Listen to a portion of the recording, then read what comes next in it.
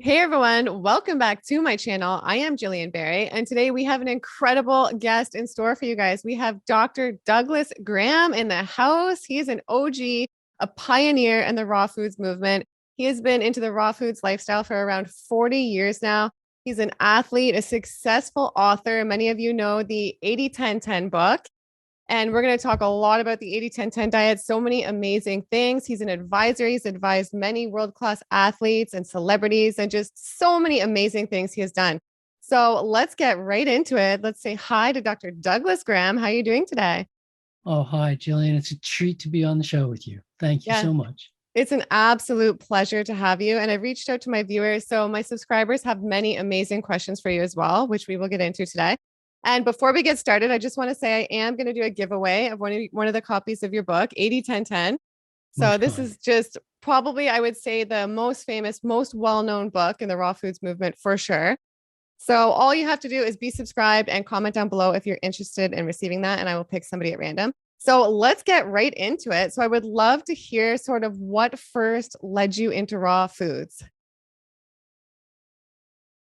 I don't know. Um, it wasn't it wasn't a thing Mm-hmm. that I headed towards. Right? It didn't really exist as far as I knew. It wasn't like there was a body of knowledge. This was this was more moving away from what didn't work with the hopes that something else would work better. I wanted to improve in sports. I always want to improve my mental faculties. I've been interested in health since I was a teen.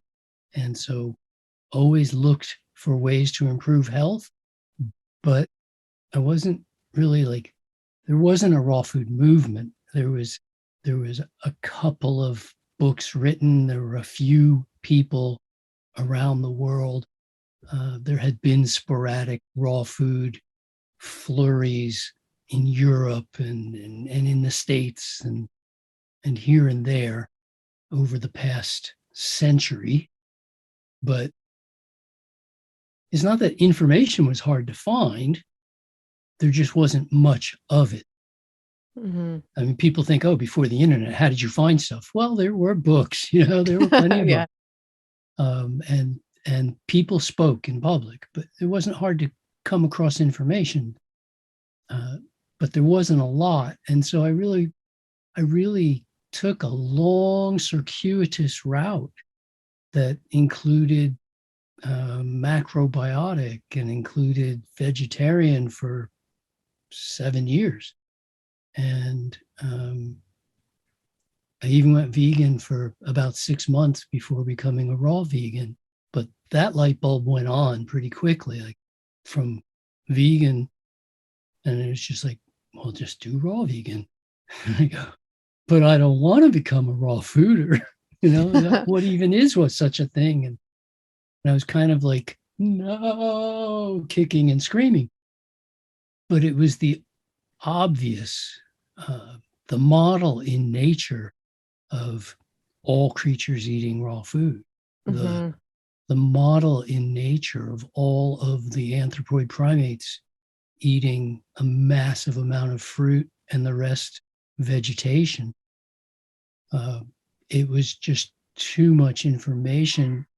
I studied nutrition going through school, and I mean, every course I ever took told me eat more fruits and vegetables. Fruits and vegetables are the best for you. And everybody just shook their head, but nobody really did anything. Nobody said, well, gee, Mm-hmm. what would happen if we ate fruits and vegetables to the exclusion of everything else? If they're the best for me, isn't that what I should be eating? So I really just experimented and I committed to a month-long experiment. Uh, but by the end of 2 weeks, the results of that month-long experiment were so profound that I've never looked back. Just never Wow. looked back. Yeah. And can I ask if you remember, like, what type of benefits did you experience? Like, how did Sure. you feel on cooked compared to going into raw? There were the like I say, it was profound. That was very sharp. A few different benefits that whoa.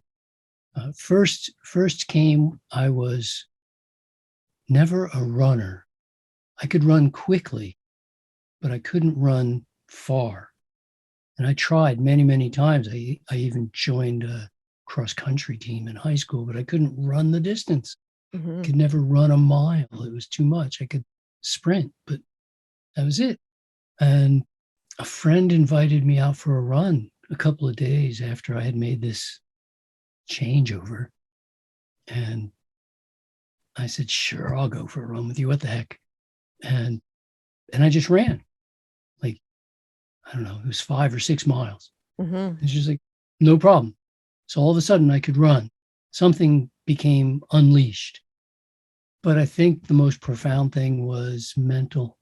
Mm-hmm. It was, I don't know the word for the phenomenon of having a word on the tip of your tongue, Mm-hmm. but there is a name for that when you have a word on the tip of your tongue, but you can't quite remember it. And there's Mm-hmm. another word for when you and I are just talking and and then one of us looks at the other and says, what were we talking about? Mm-hmm. Those two things used to happen to me a lot. And they just stopped happening when I went raw. All of a sudden, I never lost my train of thought. The words that I knew in the back of my mind came right to the tip of my tongue and out, uh, which meant a huge increase in vocabulary, uh, phenomenal recall, increased ability to learn. Like just, whoa, I could learn so much so fast and remember it and tell it to somebody else what I'd learned. And those were quite profound things, coupled with an extra 2 hours a day to learn them, because my sleep time went down by about 2 hours a day. I just didn't need so much sleep. I've noticed a bunch of other things over time. I noticed my sense of calm improved dramatically. Mm-hmm. I would sometimes get angry on a vegan diet, on a starch-based diet, and that calm really came on strong. That increased ability and the energy to go with it, coupled with time. All of a Mm-hmm. sudden, I had the time. One of the I don't know if you make New Year's resolutions, but I used to make New Year's resolutions. I still do, Mm-hmm. and but I also make new month resolutions and new week and very often new day. Mm-hmm. But my New Year's resolution almost every year was to become less accident prone. I was always incredibly accident prone my whole life. It was such a problem. Mm-hmm. And I went raw and made no other change. And all of a sudden I wasn't accident prone almost at all. Like Wow. pretty much not at all. And this, took some time to notice that change. But then I could start to put it together and say, this lack of accident proneness, one might call improved coordination. Mm-hmm. But it's improved coordination in the entire neural net. So then I started to understood why, or I started to understand why words came more easily, because there was coordination between my brain and my tongue. Mm-hmm. Why various other things, why I didn't need so much sleep, because my system, my cells were coordinating better with each other. So there was less work involved. It all just started to make sense. But I was just seeking something that would work, to be quite honest. Mm-hmm. And I asked all the leaders in the raw food world that I could find. There were 4 of them at the time. And, and I said, look, I want to be an athlete and I want to be as healthy as I can. What diet would you recommend? Mm-hmm. And all 4 of them said it would be a raw food diet for sure. It would be a raw food diet. And I said, how do I design it? And they said, we have no idea. We've never helped an athlete ever. Wow. What we do is we help sick people get well, Mm-hmm. which is where I began too, helping sick people get well. And it took a while before I realized or came to some conclusion that the word recovery that we use for somebody trying to get out of the intensive care unit Mhm. or trying to get out of the hospital or recover from an illness actually isn't a different use of the word recovery that we use when we're talking about athletes recovering or people recovering from a trauma that might be emotional. That the recovery happens in pretty much the same ways and has the same requirements. Mhm. So then I switched from my practice, which was primarily about getting sick people well, and started working with top performers, especially athletes, but started working with top performers who wanted to be better than they currently were. I said, good, let me improve your recovery abilities and you'll be able to train harder or more often or whatever is required for you to get better at what you do. Mhm. And I'm wondering, like, did they see big results? Huge, And what type of huge. daily diet would you advise them for? I know some people who maybe they're not necessarily professional athletes, but they're raw. And then they get big into cycling or big in the gym and they're like, I just can't get that satiated feeling. I need like cooked food. I need to go into like rice or potatoes or like more cooked Right? things because Because they they're not just can't. eating enough fruit. Yeah. So They have what do you no think is the idea. key, like It's as someone who's super active to make it work? the key is eating enough fruit. So I'll give you an instance. I'm working with a professional guy in the NBA. Uh, he's eating between 6,000 and 7,000 calories a day most Mhm. days, Wow. but he doesn't have the ability to eat a huge amount of calories at any one time. I mean, he's still just a person. 1,000 calories is good. 1,500 calories is a big meal, Mhm. which means that he's eating fruit meal of say 1,200 calories of fruit 5 times a day, Mhm. and then another meal of vegetables just for the fun of eating some volume and getting a few more minerals and a little bit more of some of the things that vegetables provide more of than fruits provide. Mhm. And then if you want, so now we're up, 6,000 to 7,000 calories. And if it's a big workout day or he's extra hungry, there might be another meal of fruit at the end of the day for him. Mhm. So so when people first switch to raw foods, especially when athletes first switch to raw foods, Mhm. invariably they don't eat enough fruit. They Mhm. simply don't eat enough fruit. And then they go, oh, I had to eat starch. Mhm. But let's remember that starch is the only ingredient in wallpaper paste. Well, starch and water Mhm. is the only ingredient in wallpaper paste. We don't think of wallpaper paste as a highly nutritious substance. Uh, Mhm. that that prisoners are fed bread and water, and they can't survive on bread and water alone. It's punishment to be served bread and water or oatmeal and water, and that's all you get. Uh, and and throughout history, nobody's ever tried to hide the fact, that if we take flour and water and run it through an extruder, we make pasta. It's still Mhm. just paste, right? It's just with an Mhm. A on the end instead of an E. Or if we add eggs and sugar, it's just pastry. It's still paste. Mhm. And and and there are no anthropoid primates that have the digestive enzymes in any quantity to digest starch. If you take cornstarch, a teaspoon of cornstarch, and stick it in your mouth, it's going to be there for quite some time. You don't have, yes, we do make salivary amylase, but it's very, very little, Mhm. really little. It's the amount required to deal with a banana that might be ever so slightly underripe. Mhm. But if it's a lot underripe, you get a very bad feeling in your mouth. Mhm.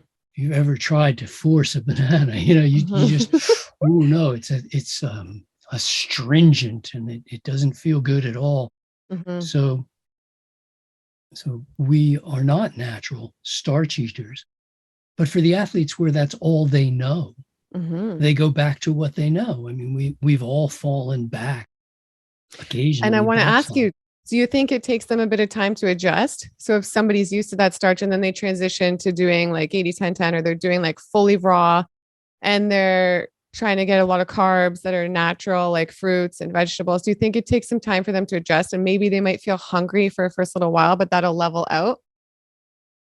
Do I think it takes them Takes time to some time to adjust, like adjust, physiologically, like their hunger, and just get used to like wanting to do that. emotionally? And maybe their cravings and like everything, because maybe if they're like, I'm not feeling so good right away, or I'm That's a craving other good things. question. That's a good question. Um, have you ever had an old car and you replace it with a new car? Hmm. Do you crave the Yeah. old car? No, no. Have you ever had a TV show that you replaced with a TV show that you liked better? Hmm. Do you crave the old TV show? No. So, no, I don't honestly think so when they do it correctly. Yeah. When I've taken athletes privately and guide them onto a raw food diet, I go live with them, or I go, travel with them, or do whatever it takes with them, or guide them from home, but really daily consulting. Um, no, I've never had anything like that happen. Hmm. But if they don't eat enough, I mean, anybody's going to be looking elsewhere if you don't eat enough. I'll be looking elsewhere if I don't get enough food. Hmm. And you So think the key is eating more fruit, right? And I saw something you it's said got to be where, fruit. They're yeah. always, yeah, because fruit is so satiating and people are so trained to limit sweets, and all of a sudden we're on a program where we're allowed to have all the sweets we want, just like infants, because Hmm. mother's milk tastes very sweet, Hmm. and infants are allowed to have all they want. Hmm. Mother's milk, it's very sweet. All of a sudden, we as adults we start limiting our sweets, and we've learned over a long time to do that. So to now make entire meals of fruit takes takes a bit of accommodating. You have If somebody shows you how to do it, fine. But if you're just trying to figure it out, so you're going to fail a few times. Hmm. If you're committed to getting it right, it's going to be like learning to ride a bicycle. You're going to fall a few times. Or if you're learning to juggle, it might take you a week or two, but you figure it out. Hmm. Absolutely. And I would love to expand on the topic of sweets and fruits. I know a lot of people, even some people that get into raw, they're scared to eat too many fruits because they think of the sugars and is it going to raise their blood sugars, or can Yeah, diabetic they people haven't do read this? 80-10-10. Yeah. And I've read just in your book and so many interesting things I've heard you say that are some great facts that would be great to get out there that stuck out to me, where how you say things like meat actually raises your blood sugar more than the fruits, right? And even more, True. I think, Well, than pasta and things like that. in 1959, the Journal of American Medical Association published an article explaining that the more fat in your diet as a percentage of your total calories for the day, the more fat you have in your diet, the more difficult it is to get sugar out of your bloodstream, to get glucose out. And you produce more and more insulin, but the insulin can't seem to do its job for reasons that we're now finally understanding. Um, but back then, they just knew it happened. And so they would see blood glucose levels rise in proportion to the amount of fat in the diet. The higher the fat, the more sugar metabolic problems we had, which is kind of odd. So people start thinking of sugar metabolic problems as being caused by sugar, which it's not. Uh, Glucose is the only substance that fuels every cell of the body. Mm-hmm. Some 90% can be fueled also by fructose, but glucose fuels every cell of the body. And this is pretty astonishing because in the world of nutrition, they use a word called essential, which means that you have to get it from your diet because your body can't make it. Mm-hmm. And people have asked often, how come there's no essential carbs if carbs are so essential? And I go, carbs are so essential that there are no essential carbs. It doesn't matter what you eat, your body can convert it into glucose because glucose is a requirement for fueling every cell of the body. And so you don't have the possibility of getting that wrong, even if the only thing around you is a polar bear, and the only thing you can eat is a polar bear. Your body can take that and convert the fat or convert the protein into glucose for you. It's not very efficient. It's nowhere near as efficient as starting with glucose, but it can be done because your body has no other option. You can't get that wrong. So there's nothing like an essential carbohydrate in that sense, because essential doesn't mean it's necessary. It means it's a nutritional special term, meaning, oh, your body can't manufacture it, so you have to get it from your food. But in the case of glucose, you can. So glucose is critical. It fuels every cell of the body. It should never be looked at. It's funny because people keep trying to cut their glucose, and I'm going, but you have to have glucose. I mean, if you had no glucose, you'd be dead. Everybody carries blood sugar. And when I watch people say, oh, I'm not going to eat any glucose in order to control my sugar. And I just, I'm just going, wait a minute. Why would you? Don't you understand? It doesn't matter what you eat, your body's going to convert it into glucose, because you're always got to have blood glucose or you're dead. But we see a lot of people try to control a lot of things about their body rather than accept that this is how the body works. We know the expression, I'm going to control my sweet tooth. Wait a minute, that sweet tooth is there to guide you towards eating sweets. It's the appropriate thing. People often say that infants put things in their mouth to find out about their world. And I go, no, they want to find out if it's food. If it tastes sweet, it's food. If it doesn't taste sweet, it's not food. And for us as adults, that hasn't changed. If it tastes sweet, it's food. And we can fool our natural inclination to eat sweet and juicy, which is how we're born, right? Mother's milk is sweet and juicy. When we transition away from mother's milk, we don't transition away from sweet and juicy, because that is the human. I mean, you look at a baseball field, your mouth doesn't water. And you look at a bunch of evergreen trees, your mouth doesn't water. True. Ours, we see fruit hanging on trees, juicy fruit. Wow, that's so, and it's just so alluring. It's a natural inclination to eat sweet and juicy things. And we sort of pervert it a little bit with coffee and cake, or ice cream and cookies, or donuts and hot chocolate, or whatever it is. And we go, oh, I have my sweet and juicy dessert. I have my sweet and juicy meal. And I don't feel that's a hardship in any way to have dessert for every meal.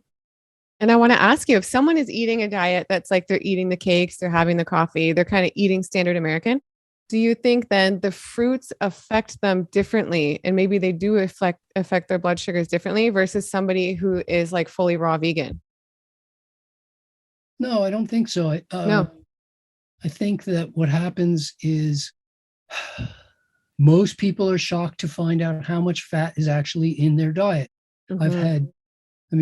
When I was writing 80-10-10, I toured with it for almost a decade, before and after it came out, 5 years on each side. And I was shocked by the number of people who came up to me who said, pretty much one or two out of every crowd, came up and said, I'm doing exactly what you just lectured about, but I still have problems with candida, or I still have problems with mental fog, or I still have problems with whatever it might be.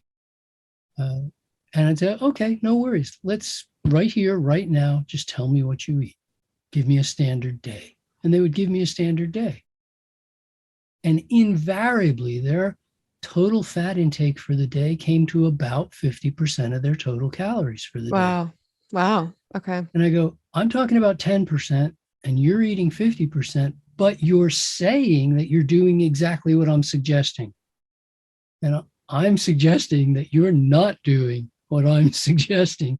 And if you'll Yeah. actually give it a try and eat a lot more fruit and a lot less fat, let's not start the day, with coconut cream or whatever it might be, or we don't need to have 2 salads a day with blended cashews on top to make Mm-hmm. a salad dressing. I'm not against doing either of those things, but in a quantity that comes something close to the 80-10-10 guidelines, because that's what the sports physiologists figured out works best for humans.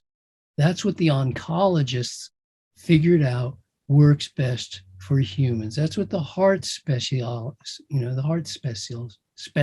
excuse Mm-hmm. me, blending in with cardiologists. And I once made a list of statements from professionals from 50 different specialities, right? From gerontology and pediatrics and cardiology, all through all of them.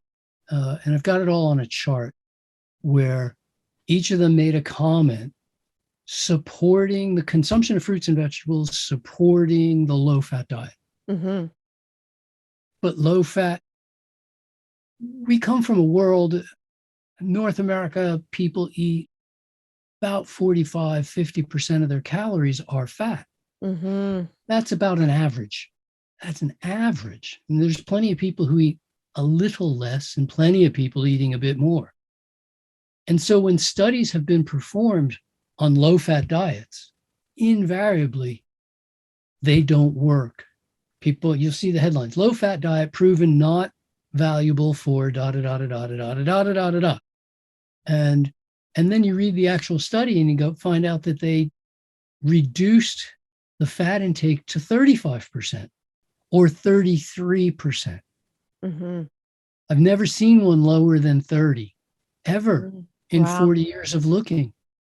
And I agree with them. Knocking your fat down from 45% to 35% isn't going to result in the tremendous health benefits that would accompany eating the appropriate amount of fat. And maybe, So sorry, for anybody who doesn't know, because I didn't clarify. Can you explain just briefly what exactly is the 80-10-10? What percentages for anybody who doesn't 80-10-10 know? is simply a ratio of carbohydrates to proteins to fats. So we're talking basically about reducing the fats and increasing the carbohydrates. I do it using a raw food approach, and I explain it in the book, how to be 80-10-10 as a raw fooder. But most of the famous vegan doctors also use the phrase 80-10-10, and they explain how to do it as a cooked food vegan because they recognize that 80-10-10 works best. I recognize that it works better as a raw fooder than it does as a cooked fooder. I'd rather eat fruit than starch, but that's the only difference, really. So it just became a fascinating world where, sure, we can prove that a low-fat diet doesn't work if it's 35% of calories. Mm-hmm. The tricky part becomes the interpretation. If you say, is it possible to eat too much fruit? The answer has to be yes, Mm-hmm. because too much implies a problem. If you say, is it a problem to eat too much fruit? Mm-hmm. The answer has to be yes. Mm-hmm. Has to be, because too much, oh, Mm-hmm. that's too much coffee. That's too much milk in my coffee. That's, oh, what you've just given me, that gift is too much. You're implying a problem Mm-hmm. by using the phrase too much. We also imply a problem when we say low. Mm-hmm. So when people look at me and they go, "Oh, you're on a low fat diet," I go, "Actually, no, I'm not on a low fat diet. I'm only on low fat compared to the amount of fat you eat. Mm-hmm. I'm Mm-hmm. not on a low fat compared to True. what's recommended for humans." Exactly. Yeah. So in blood work, for instance, if you have ever seen blood work, we see three Mm-hmm. possibilities. You can either be low, high, or in range. Mm-hmm. So I'm suggesting that the range is from somewhere from around 5% of calories to 15, 18% of calories. And that's the appropriate range for human. I call it 10% as a guide, but somewhere between 5 and 15 is about the appropriate range. If you're down below that, you could be low. Mm-hmm. But 5 to 15 is so low compared to average that people call it low fat diet. And I go, that kind of implies, oh, if you're low in gas, I mean, it's a problem. Mm-hmm. So it's funny with words. We Mm-hmm. really struggle to be ultra specific with my use of words because I get misinterpreted so much as it is. Mm-hmm. I get it. And I'm wondering, what if some people say, well, what about no fat, Dr. Doug? What about I feel the best when We're I go not no designed to fat. eat no Do I fat. need the fats? Yes, we're not designed to eat no fat.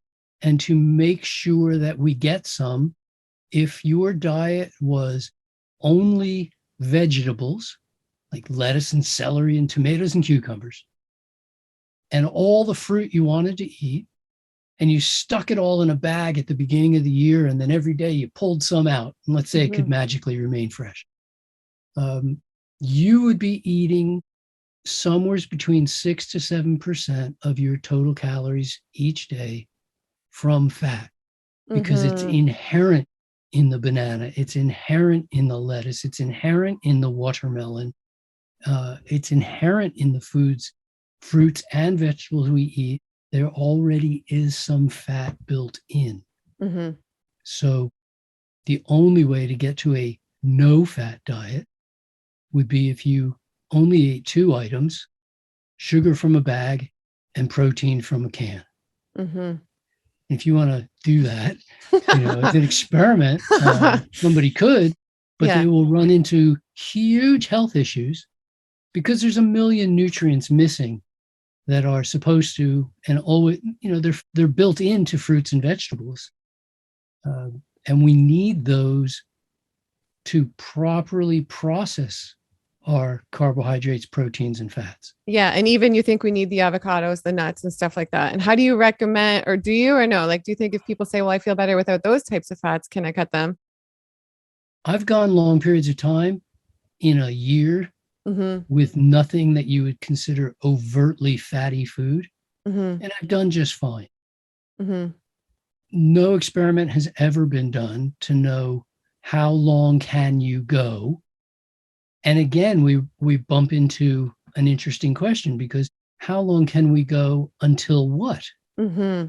Until something bad happens? Mm-hmm. Do we want to find out? Would I want to?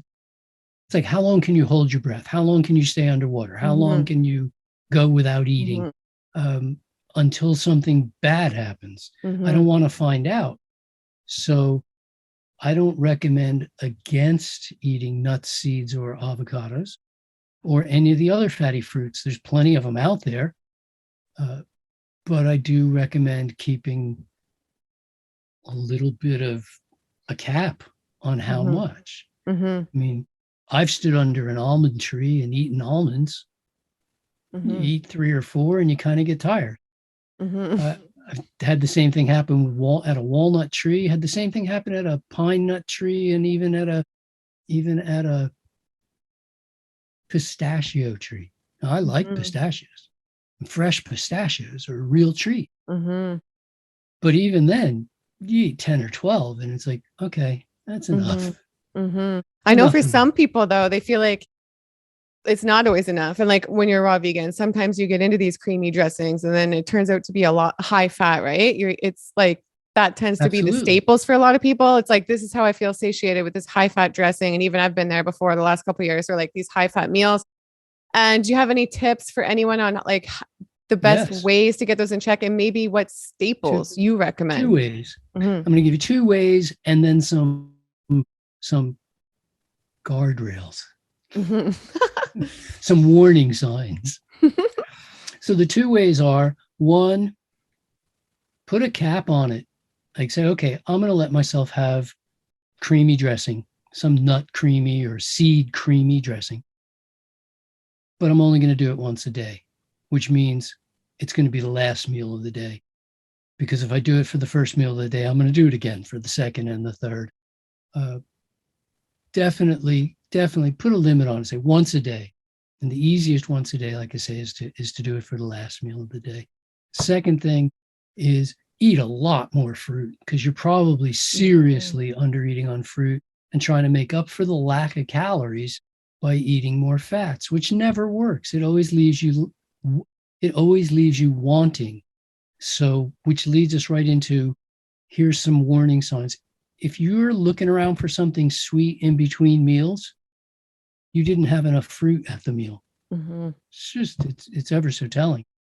Uh, if you want dessert at the end of a meal, Mhm. you didn't have enough fruit to start off the meal.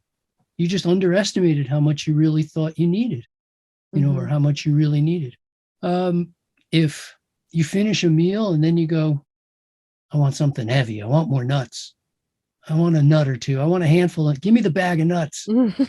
Yeah. I'm going to hurt myself now. Um, you just didn't have enough fruit at the beginning, and that might have to happen to you 20, 50 times over the course of 3 years, where you just go, oh, look, I'm being driven to go eat nuts at the end of my dinner meal.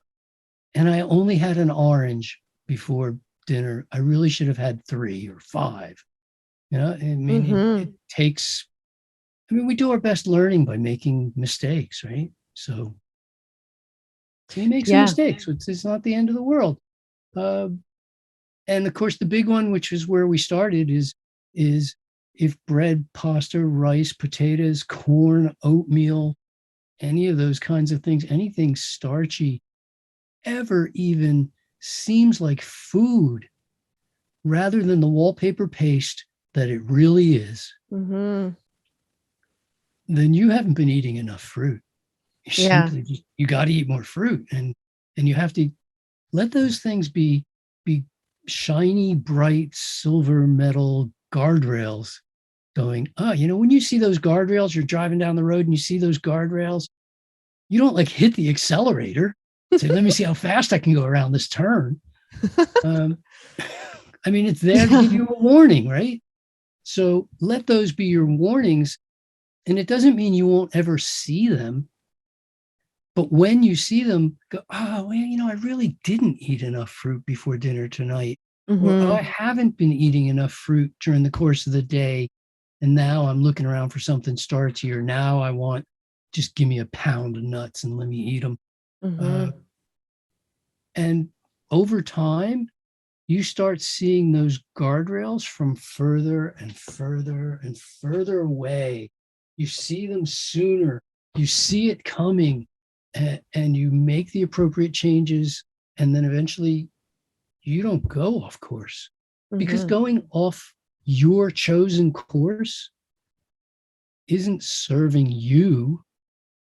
I'm not going to guess who it is serving, but it's not serving you. If you want to be your highest self, your most aware, your best performance, your healthiest, your best in however you want to describe that, you stay on your chosen course. And and I don't mind that there's some rules in life. I'm really glad Mhm. that there's rules.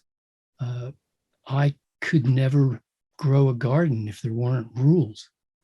You Mhm. got to Mhm. water it. It's got to be warm enough. It's got to be whatever it's got to be. And Mhm. you could never feed other creatures. You couldn't even put out bird food if you didn't know what bird food was. Hey, this is what birds eat. Give them Mhm. this. It's going to be winter. Give them fatty nuts or whatever. And I don't mind that there's rules that govern life. I think that's a very good thing. In Mhm. fact, I'm just releasing a book currently called The Laws of Life, that Amazing. explains, not just for people, but for all living things.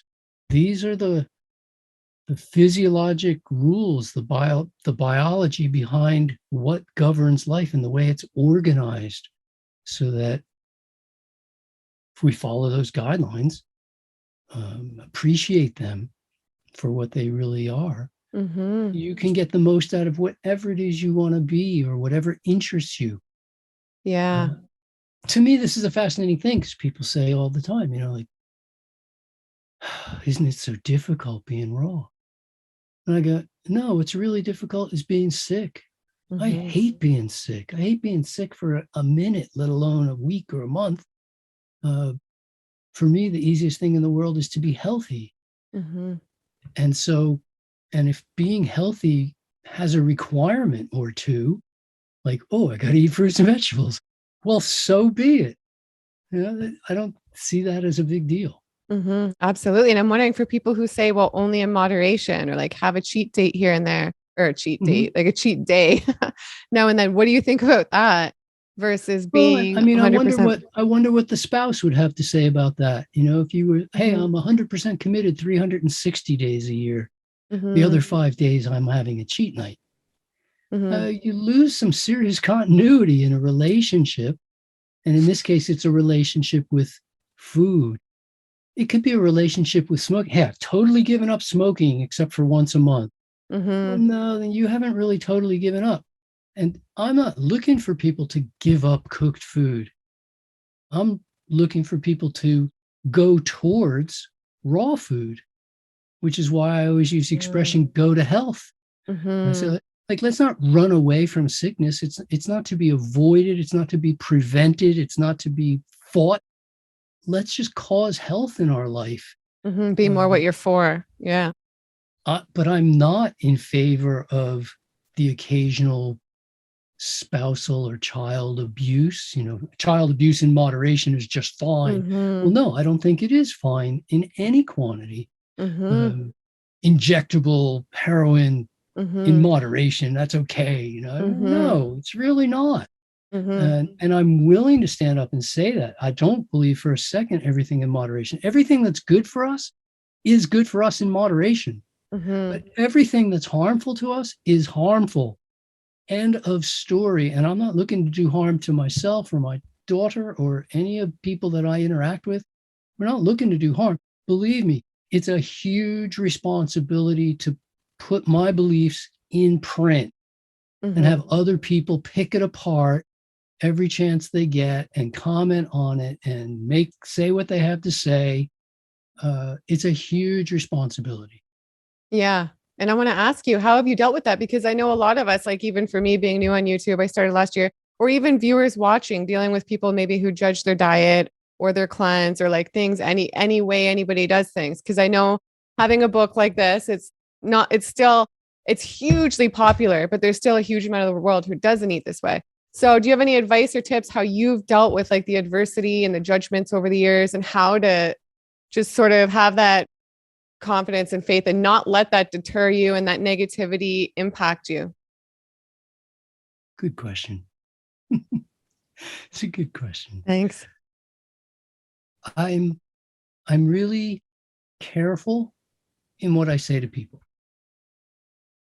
I use the three E's to my advantage. I am enthusiastic for sure, but I also have lots of experience. I'm not just excited. Hey, follow me. I have no idea where I'm going, but it's Mhm. different. You know, um, Yeah.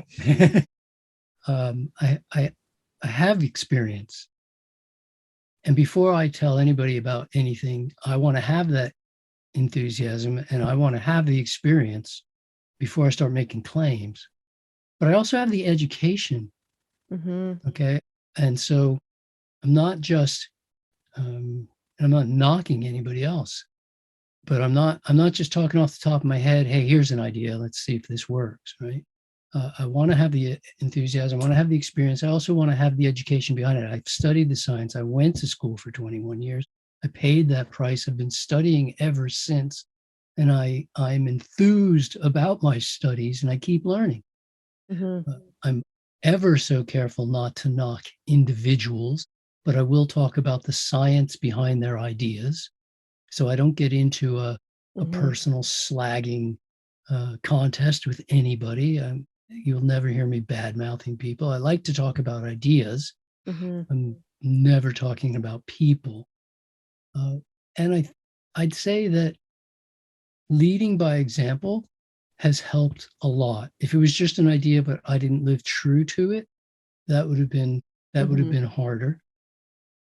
And my response has been more one of let me do what I do. I'm going to train leaders to continue to lead. So I teach a program where people can become leaders in the raw food movement. At the latest festival, which just happened last weekend, all but two of the presenters were trained in some way, fashion by me. All of the other presenters, I don't know how many there were, 8 or 9 others, Mm-hmm. and they were all students of mine at one point or another. Uh, and I see this happening at festivals all the way around the world that, they're my former students now running festivals, creating festivals, and then organizing them and then running them. And that helps me get my word out. I've said since the very beginning of this whole thing back in '97 California Fruit Festival, that I'm not looking for a bigger slice of the pie. I want the pie to get bigger. Mm-hmm. As you say, most people of the world have not read 80-10-10. Or like, I didn't mean like that, but most people in the world aren't raw, right? Or aren't eating like super clean or, yeah. Most vegans have not read 80-10-10. Mm-hmm. At this point, I don't know what percentage of raw vegans have or haven't, but A lot. I would be surprised. I would think most raw vegans have not read 80-10-10, to be quite honest. They, based on the questions that I get on the internet from people, Mm-hmm. I would say, most of the time I say, hey, have you read 80-10-10? They go, no. I've heard of it. I know a bit about it, da da da da da, Mm-hmm. but they've never read it. So they don't even know really what's in there, Mm-hmm. which I think is a pretty powerful tool for. I can't motivate people. Motivation comes from within. Okay. Motivation comes from having a need and having some knowledge. So if Mm-hmm. it's getting dark in your house and you need to keep reading, you will be motivated to get out of your comfortable chair and go hit the light switch. But if it's the middle of the afternoon and you're reading and there's plenty of natural light coming in, you Mm-hmm. will not be motivated to get up and hit the light switch. Mm-hmm. It comes from knowledge that hitting the light switch will give you more light and need for more light. Mm-hmm. You won't scratch your nose without a need, right? Without an itch. You've got to have knowledge that, oh, scratching will help and a need to scratch. Mm-hmm. So certainly the motivation to go raw comes from the knowledge and the need. But I can't provide the need for individuals. They have to provide their own need. I can help you come up with reasons that you call needs, but they really have to be yours and they're unique to the individual. My job has always been as an educator. So I tell people about the science, the dangers of eating cooked food, the pros of eating raw food, the benefits of eating fruit, the science behind performance and low-fat diets, as we call them, and on through the various things that we consider to be education in Mm-hmm. healthful living. But the motivation has to come from within. Mm-hmm. Mm-hmm. And I'm wondering, what do you think the impact can be long term for us raw vegans who choose to live a high fat lifestyle? The high-fat lifestyle has never been shown to work. Mm-hmm. And although it will be better on raw foods than it will be on cooked foods, uh, the interesting thing about high fat raw is that most of the people doing that, high fat doesn't just mean adding in the amount of fat. It also means reducing the amount of fruit, which is essential for your health. Mm-hmm. It also means adding salt almost invariably, because when you go to high fat, you're no longer taking in the minerals from fruits and veg, and you start craving salt. So it's very rare that people on a high fat diet aren't also eating salt, which has a huge implications, negative implications for your health. Yeah, you don't eat any salt, right? No, I took salt out of my diet when I was 18, before I ever went raw or heard of raw. Um, that was a different, it was from a sports thing, and there was a death in the family. The doctor said it was from salt. And so my mom took salt off the table. And then I looked into it and said, I don't want salt anyway. Mm-hmm. As a high school athlete, I was given salt like it was a health thing, Mm-hmm. but we moved away from that. And now that I've studied and I know what salt does to people, no So salt for you wouldn't me recommend it for anybody, you think? ever, Wow. Okay. ever. And I know one It of my so subscribers. adversely affects your hormones for up to a year after consuming salt. Would Wow. never, ever can recommend salt consumption to anybody. Yeah, one of my subscribers, Plant-Based Ethos, he has a channel. He was asking to ask you, how long does it take after you remove salt to like notice a difference? So it can really Well, stay you'll in you. notice a difference within a 24-hour period, but you won't fully clear, which means you won't get your aldosterone production back up to full speed for almost a year. Wow, unbelievable. I And mean, you I'm might get 75% in a month, but that last 25% takes best part of a year. interesting. And I didn't realize Mm. it could affect the hormones. I did have somebody comment on my channel this morning. She's like, Gillian, I'm a raw vegan. I've been doing it for a while and I've lost my period. I've personally been raw for almost 6 years. I have it regular every 28 days. I've never missed it. So I thought it'd be a good opportunity to ask you because she said her hormones are a mess. Do you think that, like, do you have any experience with that or have any idea why maybe some raw Tons. vegans lose their menstrual cycle? And do you think it is normal? I know there's some people who say it's normal to lose it. And then other people say it's not. I've never lost it, but Again, I'm trained as a doctor, so I'm not going to generalize about or mhm. guess about somebody's health that I haven't examined, don't know the history, da da da da da. But when I went through my medical training, my anatomy teacher, one of them, said that in her opinion, uh, a normal female cycle would include regular dropping of an egg, which would not implant, and then losing that egg, and that losing the egg would come with maybe as much as a thimbleful of mucus material, because mucus is a transport medium for the egg, and conceivably one drop of blood, but possibly none. Wow. He said she considered that to be normal, Mhm. which was eye opening at the time and left the room in plenty of conversation for the next 45 minutes. Mhm. But at the end of it, the question really isn't whether or not you menstruate. The question is whether or not you ovulate. Mhm. Two Absolutely. two completely different things separated by 14 days. Great Okay, point. so for the woman who asks you, "Oh, I'm not having my period, is this bad?" Well, we can't say because there's a lot of unknown factors. You might not be eating enough. You might be 80 pounds and your hormones have been affected adversely and you are not ovulating. Or you might be 120 pounds and everything is well with your health and you're so clean that your body doesn't need to drop a lot of blood. I I I can't imagine one guy in the entire world who could come to me and say, "I'm hemorrhaging uncontrollably for 3 days a month.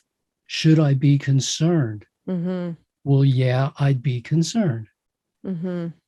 Mhm. So it's an interesting byplay that things that we've come.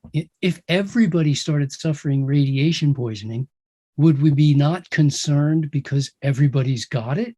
Mhm. Mhm. I mean Mhm. that. Yeah. So we can't Wow. really do that. We can't really look at it that way. But individual health doesn't mean that it's right or wrong to lose a bit of blood. Mhm. That's really not the issue. The question is, are you ovulating?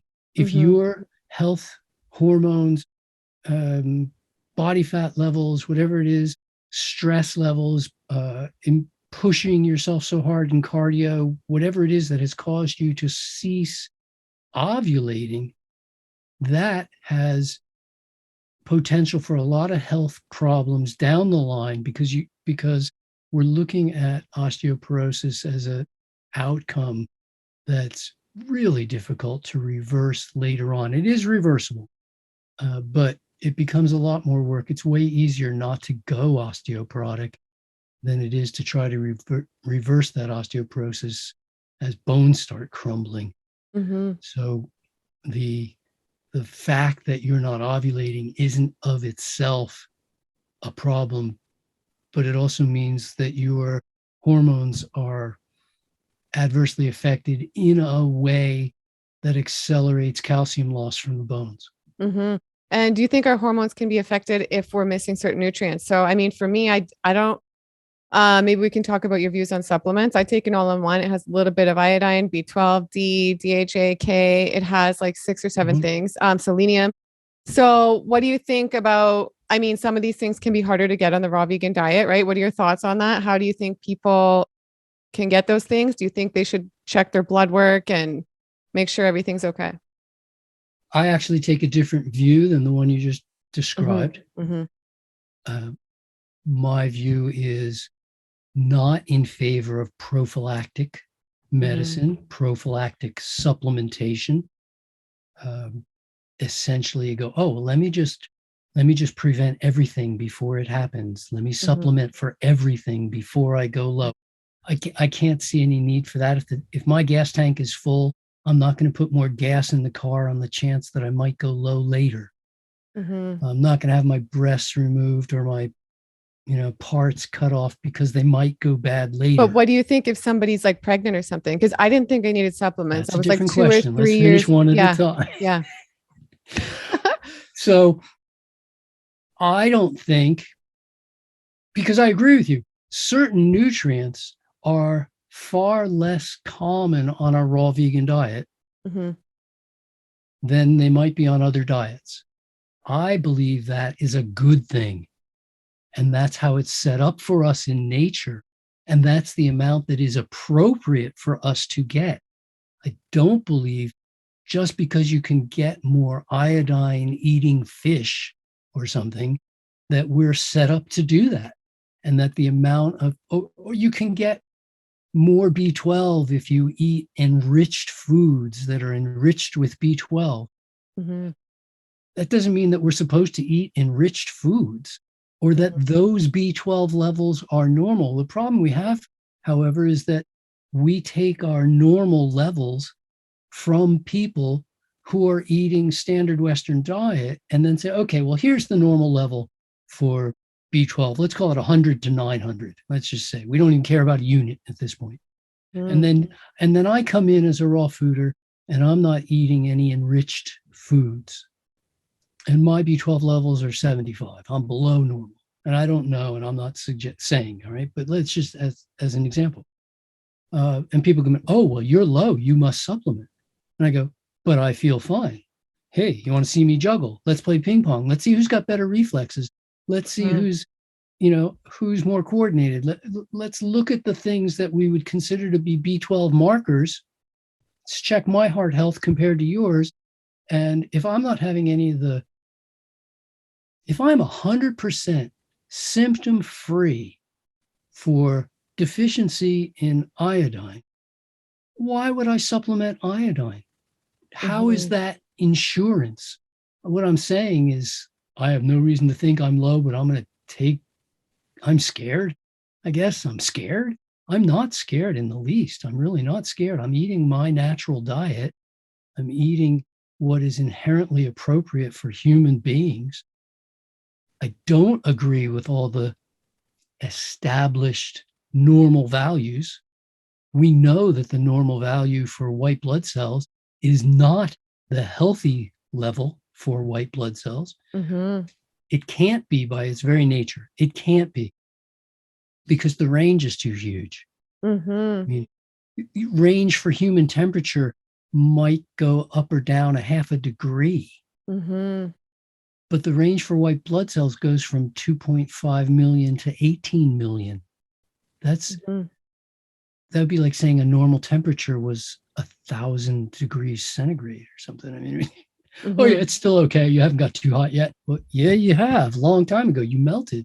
Mm-hmm. Um, so we know that range isn't healthy.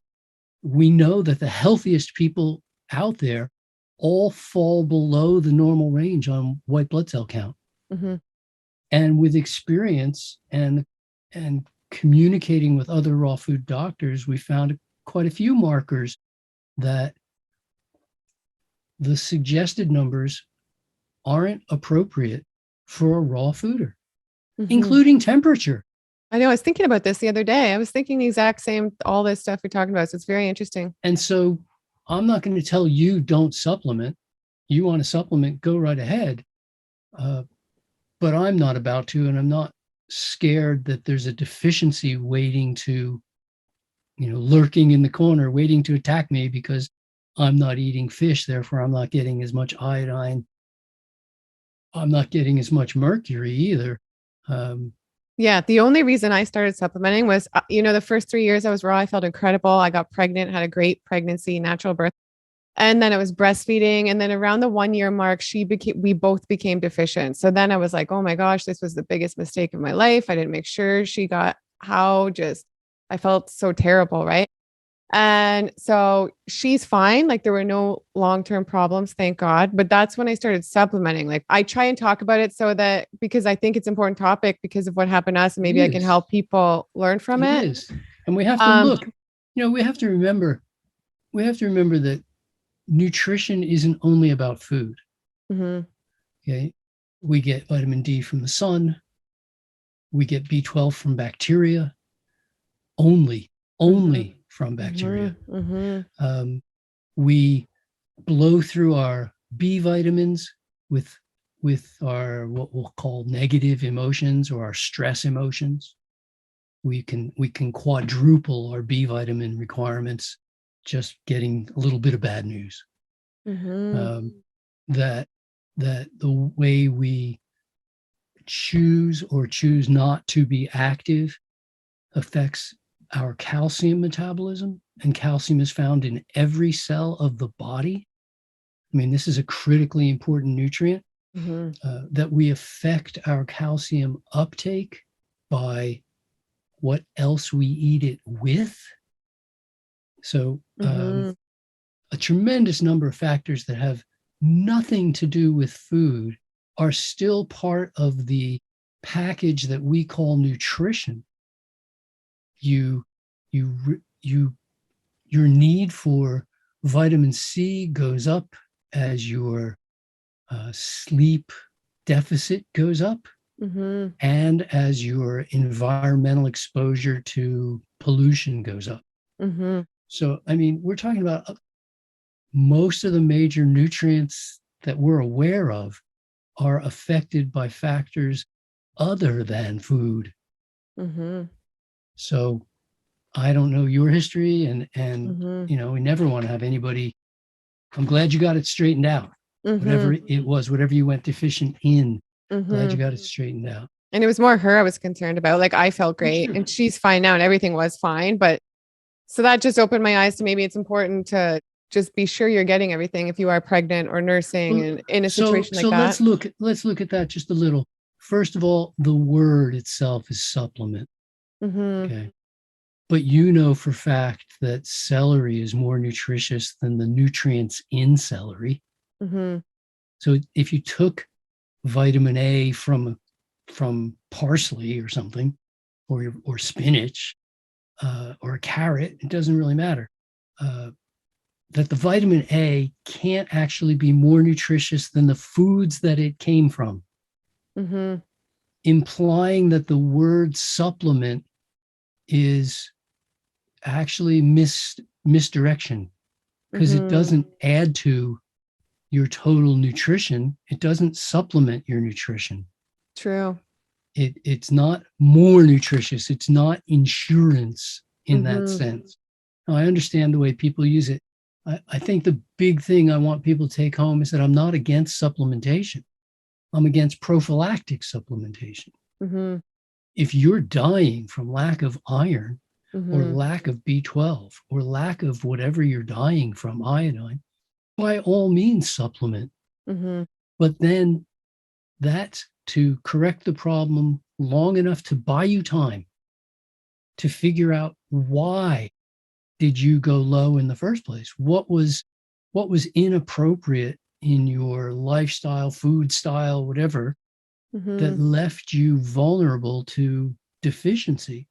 Mm-hmm. Because we don't see deficiency as a general rule out in the animal kingdom. Mm-hmm. If they have access to their natural food and their natural environment, deficiency isn't part of that world, Mm-hmm. nor should it be part of ours. Mm-hmm. Mm-hmm. So, Absolutely. so my philosophy of health is that healthful living gives you everything you need. Mm-hmm. But as a doctor, as a responsible person, I'll throw my philosophy away if I can save a life by doing so. Mm-hmm. But then I want to guide the person on how to live healthfully so that they don't have the same problem recur. I mean, if you're out there in your bikini getting sunburnt and you're as red as a lobster or red as a stop sign or red as whatever, and I see that, I'm going to recommend you get out of the sun. That buys you time. Then we can educate you on how not to get sunburnt again. Mm-hmm. And I'm wondering, why do you think some vegans or raw vegans look better than others? Like some say it doesn't work for them, it made them deteriorate, and then they knock the lifestyle. So, do you have any thoughts on this? I know this is a popular topic that comes up on my channel a lot. Well, People comment all the sure, time. sure. I Mm-hmm. mean, I get it all the time. People say, "Oh my gosh, Dr. Graham, you look old." I go, "I am old." You look great. Well, thank you. But some people do look better than others. We've known this long before it got into a food issue. Uh, you can just look out on the street and see some people look better than others, and they're all eating standard Western diet, but some look Mm-hmm. better. And oddly enough, a tremendous amount of what we consider good looking is cultural. Mm-hmm. So, you know, to somebody who's only seen white people, other color people might not look great. Or if you grew up only with young people, old people might not look great. You don't even know what looks great for their age. Um, Mm-hmm. but but it's an interesting world. I get the same question. I get the same question in terms of, say, dentistry or vision. And I go, well, have you ever been into a dentist office? Well, yeah. Is it full of people? Yeah. Are any of them raw fooders? Well, no. Well, wouldn't it just be terrible if our perfect diet was perfect for us in every way except for our hair or except for our teeth or except for our eyes or except for it doesn't work that way. It's our perfect diet. Uh, we all have genetic predispositions, and even more, we all spent the first X number of years living on a relatively standard Western diet, Mm-hmm. doing damage to ourselves, taking vaccinations, being exposed to endless television commercials, mind control, fully programming. I mean, it's television programming. Uh, through all of the Mm-hmm. medical interventions and a childhood when you were supposed to be running around having fun and instead you were forced to sit in a chair and go to school. Mm-hmm. Uh, a tremendous number of things were imposed upon us in our developmental years, the years that are most critical to the rest of our entire life. They set the stage. And people say to me, they go, well, if you're a raw fooder, how come you're not like the strongest guy or the fastest guy or the whatever guy? And I go, yeah, but the first 25 years, I was That's eating the the same thing. as everybody else the first 25 years. I went to college in the 70s. I Mm-hmm. remember what we did then. You know, Mm-hmm. it was a Yeah. pretty wild and crazy time. Yeah. And and I'm really glad that I survived all of that stuff. Really am. But when we look at any individual, we don't we can unprove stuff, but it's hard to prove stuff by an individual. So as an individual, I can prove that you can live on raw foods. But as an individual, somebody can look at me and say, he lost his hair on raw food. I go, well, yeah, I did. I lost some hair, but I also look exactly like my dad. Exactly. Like I could show you photos and you wouldn't even know the difference.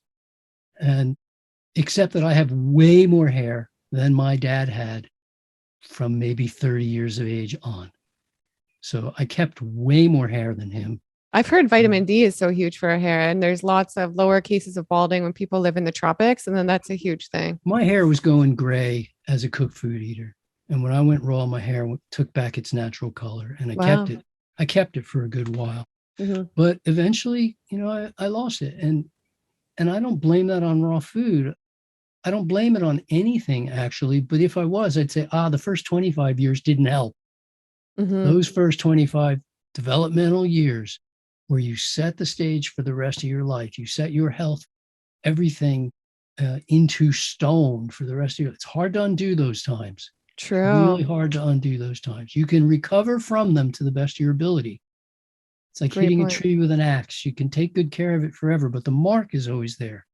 Hmm. So, and I remember going to the allergy doctor every week for 6 years, having a shot in the arm of something that was toxic poison to me, and my arm would explode in size Hmm. and just swell up huge. So, individually, isn't really the way we prove stuff. We prove things in groups, in masses. So for instance, the scientists say that the average vegetarian will live 8 years longer than the average mainstream diet, Wow. and that the average vegan will live another 7 years longer than the average vegetarian. Wow. We don't have those numbers yet for raw fooders Hmm. or 80-10-10 raw fooders. True. But I am working with several different athletes who are still winning national championships in their 40s, where the next oldest competitors are in their 20s Hmm. in sports that are typically, you don't see people much over 25 years of age, sprint Hmm. sports. Hmm. I'm working with a guy who was planning. His wife got pregnant, so he had to change his story. But up until then, he was planning to be the first human being in history to run 200 meters at the Olympics as a plus 40-year-old. Hmm. Wow. Nobody plus 40 has ever made it to the finals in the 200. Wow. He's already been to the Olympics twice, so I mean, he knows what he's talking about in terms of, I could do this. Hmm. But nobody over 40 had ever done it, and he qualified. But then his wife got pregnant. He said, "You know what? I'd really rather be a full-time dad. This is a special thing in my life. It's Hmm. more special than going to another Olympics." Hmm. Wow. So I don't know what we've unleashed by teaching people about natural living and natural eating and getting back in touch with eating fruits and vegetables and all the goodness that comes with it. But I know it's so good that I'm not tempted to go anywhere else. Hmm. I'm I just know not that. tempted. It doesn't call my name. Yeah. I know that everything I ate as a kid tasted incredibly good. I know Hmm. it tasted great. I loved it, but it also left me fat and tired and Not. hungry, always Yeah. hungry. Whereas Yeah. now the only time I'm ever hungry is at mealtime. Hmm. Finally, it's like mealtime. Oh, yeah, I'm hungry. But until then, during the course of the day, in between meals, I'm just satisfied. And Hmm. that's just, I've never been a satisfied person in terms of food. Like that just never happened. I was always hungry. That just completely went away on fruits and vegetables. Hmm. And I was just thinking too. So a while back, I remember I saw a video on your channel. I'll link your channel below too. And it was somebody who showed a video of who was having massive epileptic seizures for a long period of time. And then he went fruitarian. I don't know if you remember this video. I think you've a lot of videos. And he had really, really bad depression as well. And when he went fruitarian, it got rid of all of this. And it Mm-hmm. was just a Very remarkable common. story to see. It was a great video. I'll try to link it if I can. But I'm just wondering, are there any stories that stick out in your mind that have just been amazing, miraculous transformations like that in raw foods over the last, because you've been in this game for like 40 years? I recently recorded 100 such stories Wow. um, to make them available to people because they are just, I mean, every single one of them. Uh, I'll tell you about a client of mine named Navid, and um, Navid was born with several problems, and one of them was that he was hemophiliac. He also had um, deformities of ankles and knees ankles and wrists that are Mhm. very common with hemophilia. And so he couldn't walk. But he came to a retreat, and he said, how far away is the, where I sleep from where the lectures are? And I told him it's 100 feet. He goes, no problem, I'll crawl. And I go, no, we'll get you there. We'll carry you there. Yeah. But he came to the retreat, and at the end of it, he tried walking and found that he could walk.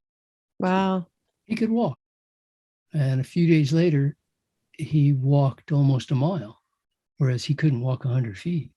I've seen these stories too. Unreal. Wow. He then went for a walk and didn't come back for 4 hours. And we're going, what happened? And we don't even know where he went. And finally he came back, and he said he got lost, and he told us where he went. He had been on a 10-mile walk. Wow.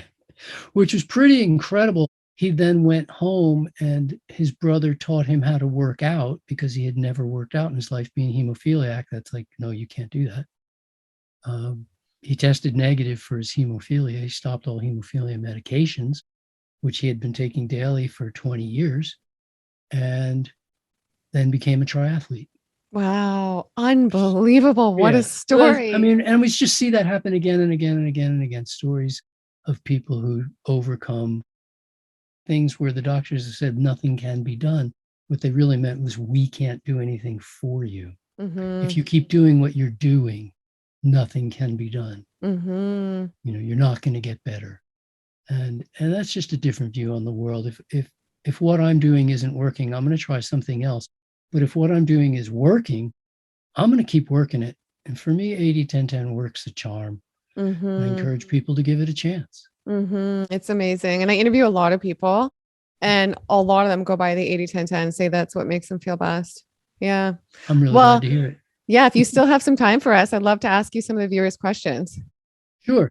Yeah. Let's start with the pregnancy one. The pregnancy one, the answer is yes. Pregnant women, calorie needs increase.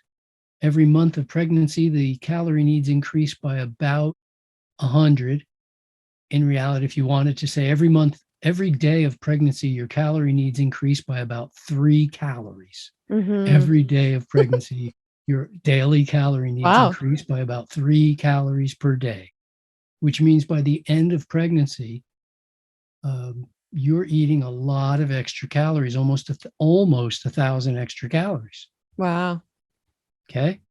So in order to get that 1,000 extra calories, for a woman who maybe was only eating 2,000 calories to begin with, takes some practice. Good thing it doesn't happen overnight. It takes months. But you have to keep increasing that calorie intake. If you increase calorie intake and change nothing else, you will also increase protein intake by 50%, calcium intake by 50%, iodine, and all the other nutrients by 50% Mm-hmm. because you've increased your calorie intake by 50%. Mm-hmm. And technically, that's the only change that really needs to be made, Wow. is just keep increasing calories appropriately through the months of pregnancy. Okay. And so someone asked, how much water do you consume daily? And do you think you can get sufficient hydration mainly from fruits and vegetable? And then also they want to know your thoughts on sprouted things like chickpeas and lentils. Okay, so I don't use any starches, even sprouted chickpeas. Mm-hmm. Um, I when I lived in the tropics, sprouting was incredibly difficult. Basically, all you could grow was mold. What most people call sprouts really Mm-hmm. aren't sprouts. They're really just germinates. Sprouts are things like sunflower sprouts. Those are true sprouts. It has to have the two little cotyledon leaves, the first two leaves, to actually be a sprout. Until then, it's just a germinate. So they're talking about germinated chickpeas, which is basically very difficult to digest. Starch doesn't taste very good anyway. In terms of water, hydration is an incredibly important topic and is affected by a zillion factors. And go up in an airplane, for instance, and you can dehydrate yourself just with altitude. Go out in the sun and you can dehydrate yourself. Be active and you can dehydrate yourself. Lots of ways to dehydrate yourself. And so we have to allow for all of those in our hydration considerations. The easiest way to measure and monitor hydration isn't by how much water you drink. It's by how often you urinate, the color of that water, and the quantity.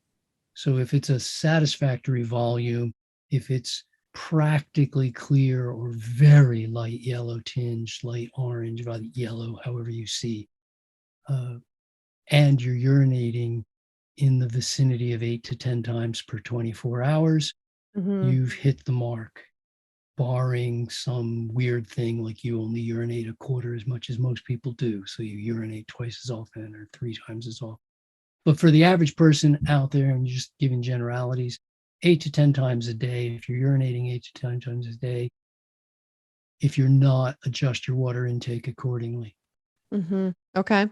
And Adia says, I used to be, or I want to be raw, but I'm so confused about calories. I heard to be successful on 80-10-10 or as a raw foodist, one has to exceed 2,500 calories. Is this true? And what is the best way to be successful on 80-10-10? So 2 things about calories. You have to eat enough calories to hold your weight if holding your weight is what you wish to do. I mean, if you wish to lose weight, obviously you eat a little less. If you wish to gain, you're going to have to eat a little more. But let's just say you're trying to hold your weight. The average lady needs close to 2,000 calories. 1,800, 2,000 is about average for most ladies. Same for guys. It's about 2,800, 3,000 is about average for most guys. But you could be a very inactive person, very sedentary person, and require a lot fewer calories, and you could still meet your calorie needs, but you would not likely be meeting your nutritional needs. Then when somebody says to you, where do you get your protein? And you're only eating 1,000 calories a day. Oh, I'm only eating 1,000 calories a day and I'm averaging 5% protein in my food.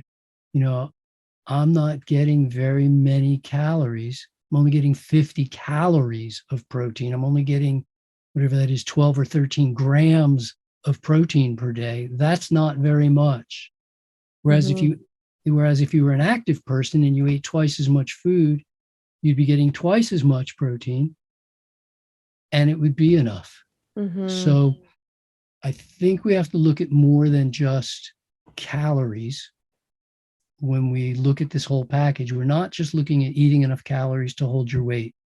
We're looking at enough activity to be healthy, enough mental growth to maintain and grow your mental health. The same thing with social health. I mean, how do you say, hermits don't remain socially healthy for long periods of time, right? So we have to Bob Dylan said, you know, he who isn't busy born is busy dying. The botanists tell us that a tree that goes 1 year without growth is dead. Okay. I wouldn't be a bit surprised if that's true for all of us. If we go a year without growth, we're dead. And maybe we can die in different facets of our death can happen at different times, even. So there could be people walking around brain dead, or, you know, other kinds of they're just not really alive. So you have to get enough calories to hold your weight. But then we have to look at, you know, physical activity, musculature, digestive efficiency. A person with a very efficient digestive function might take the nutrients out of 1,800 calories that somebody else needs to eat 2,800 calories. Absolutely. Okay. The next question, Kay asks, she wants to know about what your views are on intuitive eating and also what is your spiritual approach in life? Most of us come to wherever we are at the moment with so many addictions that it's very difficult to eat intuitively. I've had plenty of people come to me and said, I was listening to my body. My body said I needed chocolate. Okay, now your body didn't say you needed chocolate. Maybe Mhm. something up here said you wanted chocolate. You were craving chocolate. Craving's just a nice word for addictions. Um, I'm in favor of intuitive eating within the guidelines of 80-10-10 as our food sources. Mhm. But we can't say, oh, look at that cute little baby sheep. My body's telling me that's food. Mhm. Well, no, that won't fly. So I think we have to live healthfully for a long enough period of time that we can get in touch with our truly intuitive senses and then listen to what the body is telling us rather than what our addictions are telling us or what our training is telling us or what our fears are telling us or heaven forbid, what the TV news is telling us. Uh, I personally want to always do the right thing. Mhm. That's my Mhm. Amazing. deep, my deep Yeah. belief. Yeah, Okay, and so it I want says to a do the lot. right thing. Yeah. And someone asks, is there a proper way to combine foods and are fats bad first thing in the morning because they're slower to digest? To confine foods, Is there a proper way to combine foods? Food to combining? combine foods. Yeah. Well, every creature on the planet eats one food at a time when they're hungry till they're full. Mhm. That's a pretty powerful model to avoid looking at. That every creature on the planet eats one food at a time when they're hungry till they're full or until they run out of that food. Right? It's no Mhm. longer available, so they have to move on and keep looking because they don't all have stores of food. So the model in nature is that we eat one thing until you're full, which allows for very little combining of food. So you find yourself under a peach tree, you eat peaches until you're done, and then you say, Mhm. okay, now I feel like something else. I'm going to go for a walk. I know where there's a mango tree just 6 miles from here. Let's go. So time Mhm. and activity and that sort of thing. Yes, there are food combining guidelines. I have what's called a, yeah, I don't know if I see one back here. I have what's called a food combining reference guide. And if you want to, it includes food combinations and all the other material you'd want to know about how to categorize different foods. Uh, Certainly, most of the food combining issues apply more for mainstream foods where we've cut those foods out. We're not eating the highly fatty meats and we're not eating starchy foods. And so we've already cut out a lot of the concerns. And they're of more importance to people who have very compromised or sensitive digestion than they're going to matter to somebody. I mean, somebody who's so deep into feng shui that they can't walk into a blue room or something, Mhm. and the furniture's not appropriately placed, and other Yeah. people are just not even going to notice that. So people with really compromised digestion, uh, which is a lot of people, it turns out, you have Mhm. colitis or Crohn's or things like this, you have to really pay attention. In which case, I would always combine properly. Mhm. But you can get that from my food combining guide. Mhm. Okay, great. And I'll link that. I'll try link as much as I can down below. Bless your heart. Yeah, absolutely. Thank And you. Frank has a great question. He says, I'm a competitive 4.5 NTRP rated tennis player and would like to maintain my stamina on a 100-degree clay court for 3.5 hours, as I do now with a bean burrito. So he says, if I want to do more like 100% raw, is there any cooked food I can eat before every match? I think he's raw other than that, but he uses that to get through his performance. Sure. Yeah, through his matches. So Sure. what would you suggest he eat before a match? Well, the bean burrito will definitely slow him down and um, not be his best thing for hydration on hot days. Again, because there's so much salt in there uh, Mm-hmm. that it's going to, I mean, consumption of salt is a dehydrating factor rather than a hydrating factor. So I've worked with a lot of pro tennis players, had that good fortune from number one ranked in the world right on Wow. down to aspiring professionals, both men and women. Uh, and I'd be happy to help him create something customized. Mm-hmm. Just reach out and shoot me an email. Mm-hmm. But off the top of my head, I'd be using some kind of banana smoothie. Mm-hmm. Just bring in a nice cold banana smoothie and enough water so that you can adjust according to the weather, how much water and how much banana is in that mixture, and you should be able to just play tennis to your heart's content. Mm-hmm. Amazing. And Annalise says, what would you recommend for somebody with thyroid issues and struggling to lose weight and get healthy? And again, as I say, I'm not going to give custom health advice to anybody that I haven't taken a history on. That there may Mm-hmm. be people who do that online. To me, that is unethical, and I know it's illegal. Mm-hmm. So I can't really. I'm constrained in that regard. Mm-hmm. But uh, the best results I've seen with thyroid issues, I've seen plenty of people get off their meds, uh, has been on 80-10-10.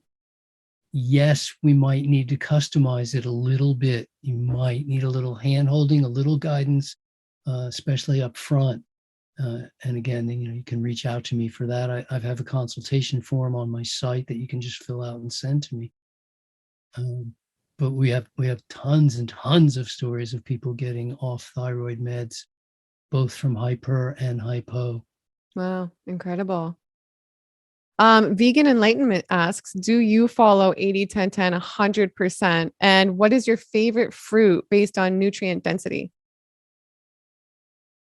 Yes, I follow 100% and have, because it works so well that I don't feel a desire not to. Mm-hmm. But I also probably understand it better than most people.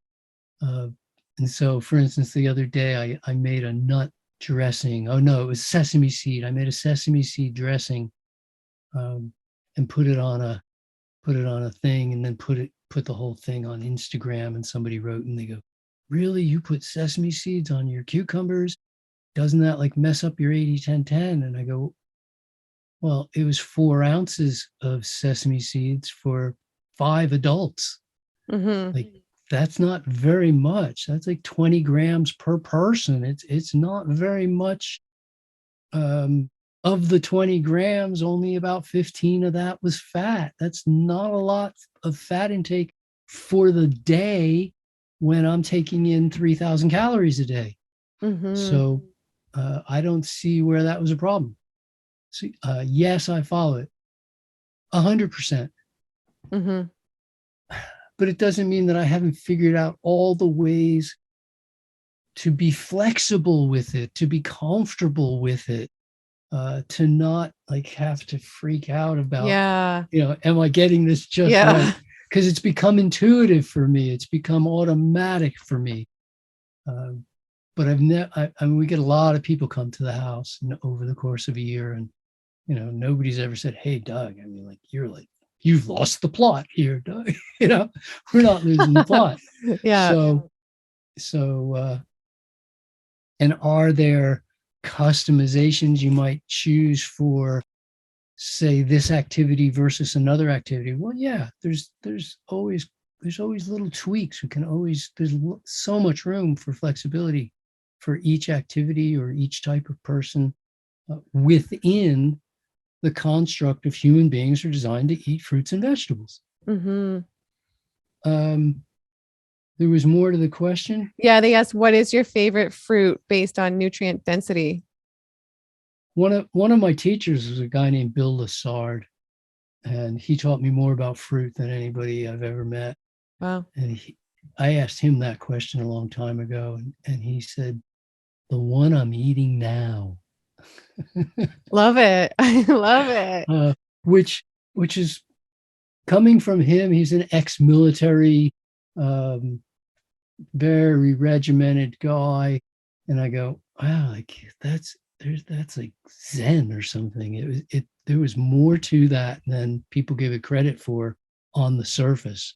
It was a deep answer, actually. So I'm going to say the one I'm eating now, which means what's in season now, which means what's best at the moment, what's best in my house. That's what I'm eating. I have a particular love for mango. I really do like mango. Mm-hmm. So mango might be my answer. But they're not always, the best mangoes aren't always available. So whereas bananas always are. So I have Mm-hmm. quite a love for bananas have been very, very good to me over the years. Mm-hmm. And well, as I often say, I could probably put 15 or 20 fruits into my top three group.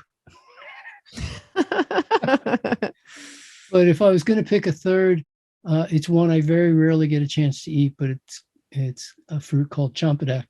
I Wow. really like champadak. Something about the flavor. Well, most fruit.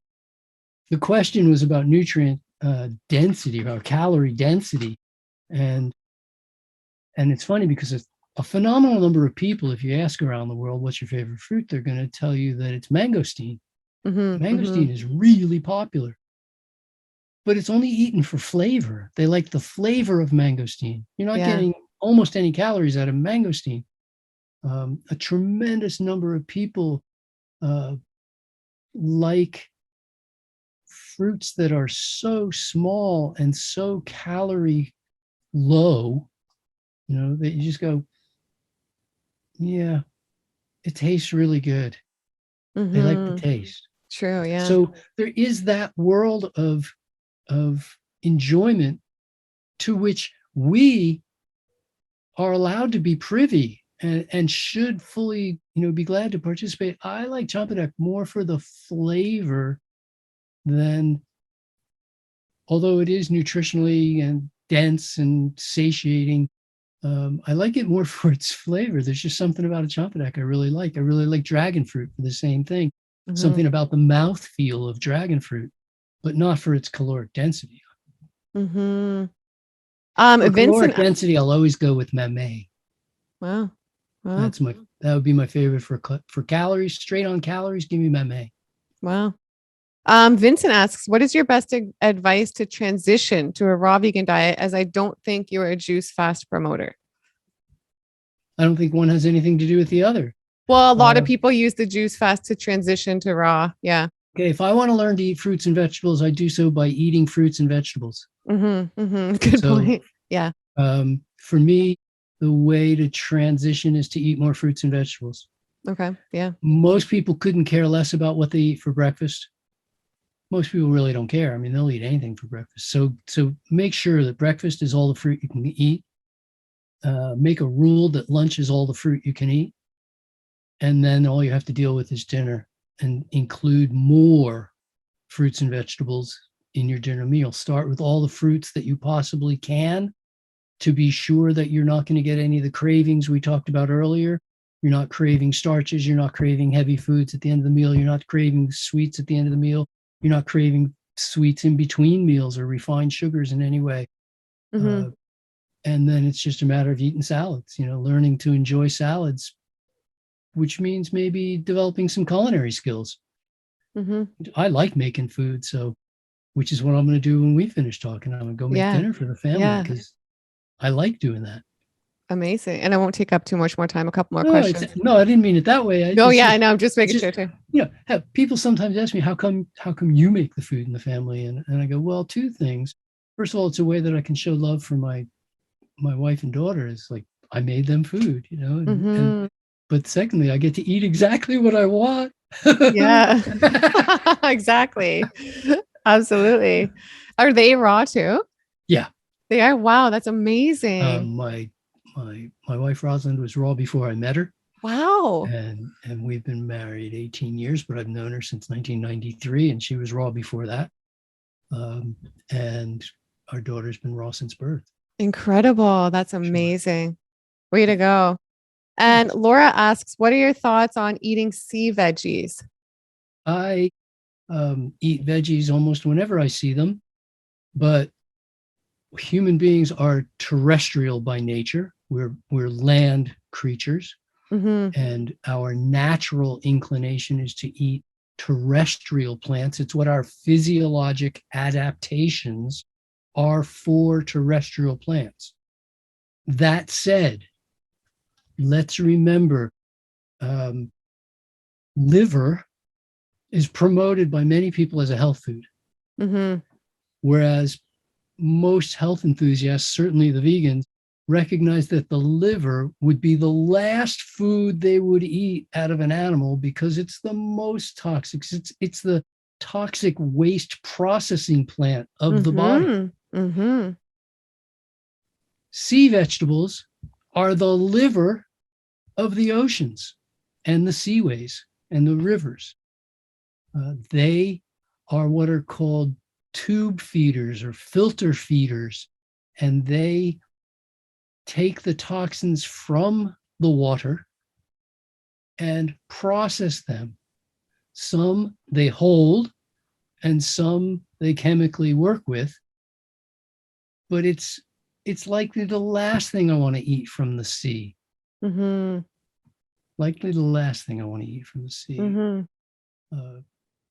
It was pretty good nomenclature, though, to call them vegetables when in fact they're not even necessarily plants.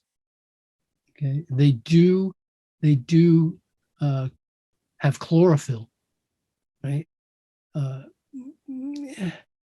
But protists have chlorophyll, but they're not plants. And protists are the single-celled algae and whatnot that are growing in the water. Things like blue-green algae are sold to us as a phytoplankton, but they're definitely, you look up in any dictionary, they're not plants. Protists are when you say that, play that old 20 question game, it's not just animal, vegetable, mineral anymore. It's animal, vegetable, mineral. Protist is a separate group, and fungi is another group entirely, again, not plants. Mm-hmm.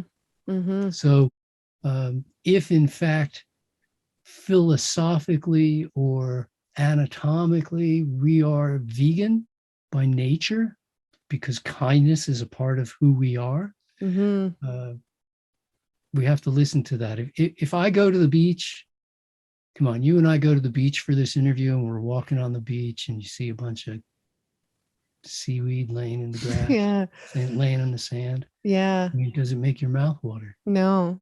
So when we talk about intuitive eating, we certainly have to look a little bit about what makes our mouth water. Mm-hmm. A cat looks at a bird, mouth waters. Mm-hmm. Mm-hmm. Yeah. So I have to trust that. I see fruit hanging on a tree, my mouth waters. Mm-hmm. I see pond scum or seaweed. This isn't mouth watering. Okay, I can learn. Is there a way to learn to survive off of it? Yeah. The World Economic Forum recently put out a statement saying we're going to learn to love eating worms. Mealy worms, especially, are particularly good for humans. And I'm shaking my head the same way you're shaking yours because no, that I'm not really looking forward to a life of mealy worm burgers. No thanks. That is not my idea of mouth-watering food. Mm-mm. So we have to learn to trust that a little bit. I know it's packed with nutrients. We've been sold a bill of good as far as nutrition, and we touched on it earlier, that we think we need to take in extra nutrients more than what we get, as if more was better. But more is not better. We know this from all the lab work you've ever studied. If your temperature was more than it was supposed to be, that's not better. If your weight is more than it's supposed to be, that's not better. If you have more vitamin A than you need, you can die from hypervitaminosis A. You know, if your shoe size is 9, but we give you an 18, it's not better. It's not a better fit. The ideal nutritional fit is found in fruits and vegetables, which contain the nutrients in the quantities we need them. And I understand that you can find specific nutrients in highly exaggerated quantities beyond our needs by picking out certain phytoplankton or picking out certain sea grasses or whatever you want. But that doesn't mean that they're better for us than fruits and vegetables. They are not. Mm-hmm. They are a step down. Mm-hmm. Mm-hmm. Okay, well said. And Rakesh asks, green juice or green salad, which is optimal for health? And do you think that we require these on a daily basis? No, you I don't get. require them on a daily basis. Mm-hmm. Uh, Although I tend to have salads on a daily basis with my dinner, I enjoy them on a daily basis. But at least a couple nights a week, my dinner salad is just chopped up cucumber and tomato, Mm-hmm. not anything specifically young, tender greens. As far as the juice thing, and I know people have been heavily sold, I'm not against juice. I'm in favor of recognizing that whole foods are more nutritious for us than refined foods, and juices are refined foods. We've refined out the fiber. You can open any nutritional book, and it will tell you that fiber is a critical nutrient for health. But unless we're willing to think, we can easily, the saying is, if you don't stand for something, you'll fall for anything. Unless we're willing to think, if we look at breakfast cereals that are sold as the healthy ones, they say with added fiber. Mm-hmm. And then you look at the dinners Mm-hmm. that are being sold to us in the grocery store as the healthy ones, and they say, the juices with the fiber removed. And I'm going, wait a minute. So it's more nutritious to eat added fiber in the morning, but it's more nutritious to remove the fiber from your vegetables in the evening. Like, how can that make sense? Yeah. But I'm not against juices. And for instance, if I want to make a tomato juice for my family, I'll just take all the pulp that's out and Mm-hmm. use that in salad dressing, or Mm-hmm. use it in a burger, or use it in something else. I'm going to, just because I say eat whole foods doesn't mean I have to serve them as whole foods. Mm-hmm. So again, that's what comes with having some flexibility with your food making. Um, I mean, if I make a glass of orange juice, there's a little bit of pulp left over, but that pulp goes right into the salad dressing. Mm-hmm. So I'm eating the whole food. I'm just eating it in two different courses of the same meal. Mm-hmm. But so, as I said, I'm not against juice. I'm against thinking that juice is more nutritious than the food it came from. Mm-hmm. Mm-hmm. Good point. Celery is more nutritious than celery juice. Mm-hmm. Shoes are a better fit for you than shoelaces. Mm-hmm. It's just really straightforward. And how we fell for thinking that refined food could be more nutritious. You know what? There's people out there who say we can do better than juicing. We could remove the water from the juice. And now Mm-hmm. we have powdered juice. Mm-hmm. And it's even more nutritious. Well, no, it's not. Mm-mm. It's not more nutritious, folks. The most nutritious foods are whole foods. End of story. Because they match your nutrient requirements more closely than any other possible foods. Mm-hmm. Mm-hmm. It's really straightforward. It's really simple. We don't need to make nutrition into a complex science. Um, it doesn't mean we shouldn't understand what's going on, but every single person doesn't need that. Every squirrel doesn't need to study nutrition in order to know what to eat. Mm-hmm. Nor does every deer need to be worried that they're going to come down with a deficiency. They Mm-hmm. just eat their natural food, and so can we. Mm-hmm. So This is true. really simple. Eat fruits and vegetables. A It's lot so of these simple. questions will go away once you eat fruits and vegetables. Mm-hmm. Mm-hmm. So true. Well, Barbara wants to know, does a raw food diet void of coffee, cacao, tomatoes, etc., help teeth and prevent gum disease, infections, or decay? If a person goes raw, do existing tooth issues go away with time? Well, there's a lot of potential for tooth issues existing in advance of going on a raw food diet. But in the 40 years I've been on a raw food diet, my dentists have always told me, just keep doing what you're doing. You have great Mm-hmm. teeth. Gums are healthy, teeth are healthy. Haven't had a problem in that regard. Now I got a mouthful of fillings, but they're all from the first 25 years when I was eating cooked food. Haven't been getting fillings in the last 40 years. The optimum for tooth health, the optimum for dental health is fresh food. Any dried food like breads, rice, pasta, corn, or even dried fruit for that matter.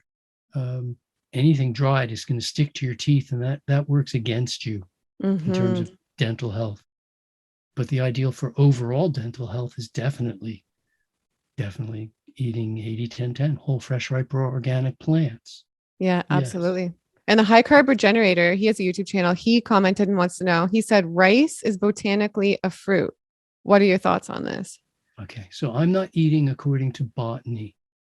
And in 80-10-10, I don't know if you've read it, but if you read 80-10-10, I'll make a very, very clear case for eating according to culinary design, not botanical.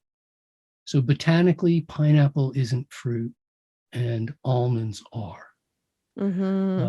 Botanical, you can make for a lot of confusion of what is botanically. Okra is fruit, but we don't eat okra in the kitchen. We don't use it like it is a fruit. And so I'm always going to go with culinary use. I use pineapple and blackberry like it's a fruit. I use okra and zucchini like it's a vegetable. The other question, I just want to go back on that other question, because I'm very want to stand out and say, I could probably let it go, but I want to stand out and say, I'm not against the tomato. I'm big in favor of tomatoes. I think That's they're good to great for know. you.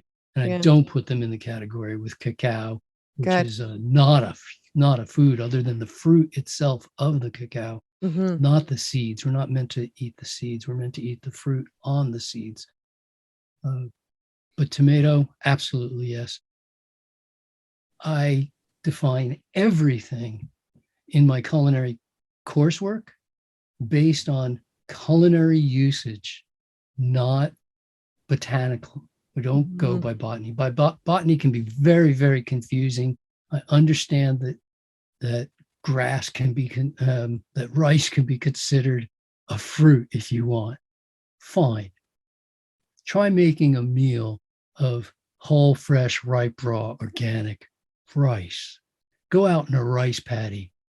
You're going to starve to death before you ever get out of that rice paddy trying to make a meal of whole, fresh, ripe, organic rice. And the alligators are going to eat you too, or whoever else is out there, but the leeches. No, I'm not using fruit. I don't care. I mean, I'm not using rice. You can call it whatever you want. I had a guy one time tell me he was a fruitarian, and I had said, look, fruitarians don't make it. A culinary fruitarian will not make it. A botanical, somebody who includes tomatoes and cucumbers, for instance, and says, yeah, I eat nothing but fruit, including tomatoes and cucumbers and zucchinis, because botanically that's fruit. And rice, because botanically that's fruit, And I go, and you eat lettuce too, I understand. He goes, yeah, I eat lettuce. I go, how does that work? He goes, well, I'm a fruitarian. Anything I eat is fruit. I go, oh, okay, well, any definition that works for you then, I guess. For me, I'm going to use culinary and the way we use it in the kitchen. So okra is a vegetable, and a pineapple is a fruit, and the banana is a fruit. I don't care if it's a berry, and the on and on through the nomenclature isn't the deal. How do you use it in the kitchen? Can you eat it like it's a piece of fruit? And obviously, a tomato gets close to fruit, doesn't it? That's why it's called a fruity vegetable. You almost can, I mean, you certainly could eat it like it's a fruit, but it doesn't have the calorie density. So you can make a meal of 8 tomatoes, but you're going to be hungry in half an hour. Don't get caught up in the definitions of things. Get caught up in the way you eat them. And Chris wants to know, what is your opinion on celibacy for spiritual growth? And do you have any book recommendations that might be diet or even non-diet related? I think I think my biggest spiritual growth comes from being in relationships as Mm. opposed to not being in relationships. So true. Yeah. Um, as the first part of that, uh, that's a good question. I really like Dan Millman's work. Those were some excellent. His whole series of books were really good. Wow, which book of in a lifetime of books? Yeah, I know, right? I know. That's read 100 books a year and talk to me in a decade or two. Yeah. Yeah. Okay. And then someone wants to know, after decades of working with people, how has your approach to fasting evolved or changed, if at all? I'm probably more in favor than ever. I'm I'm definitely more convinced than ever that fasting should not be done on your own, except for very short fasts.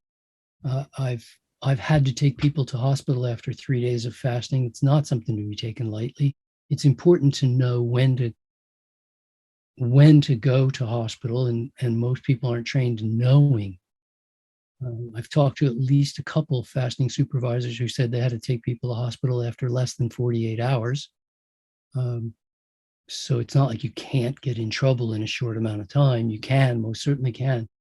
Uh, I'm more in favor of correctly breaking a fast, including the physical activities and emotional side of the development that has to come post fast, than than I've ever been. And I know that's the hard part for people. Life is not about fasting. Life is about eating. Mm-hmm. And you got to figure out how to eat well. People call it a eating disorder. I like to call it disordered eating.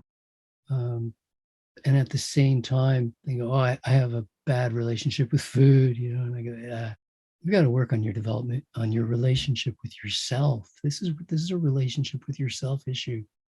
So, but I am still a staunch advocate of fasting. It's Mm-hmm. just knowing when not to. I've had more clients come to me over the years wanting to fast that I had to say no. This isn't. This is either the wrong time in your life to fast because you A B C D E F G. There's any number of contraindications, um, or fasting again really isn't going to ever suit you. You've overused that get out of jail card free. Mm-hmm. Wow. Wow. And just to end off, I'm curious, one last question from me. I'm wondering, where do you think your life would be right now had you not gone down this health path and started with the raw and with everything? Uh, Quite honestly, I think I'd be looking at the roots of grass. Mm-hmm. Wow. No way would I have made 70. Wow. I was not on a course for 70. Wow. I will turn 70. My next birthday will be 70. And I will be competing, hoping to at least be on the podium. It'd be nice to win, but I'd just really be happy to be on the podium at the British Powerlifting Championships as a 70-year-old. It's a new sport for me. I've only been doing it a decade, but there's no, I don't know that I would have made 40. Wow. Knowing what I know now about the way I was living then, no, I'd be looking at the underside of grass. Yeah. Wow. Unreal. And look at you writing more books, doing so much at this age too. It's incredible. Well, I love that I can be valuable. I love that I can be productive. I love that I'm still 100% functional. Yeah. Um, I love that I can still train hard and play like a kid and have a ton of fun with people.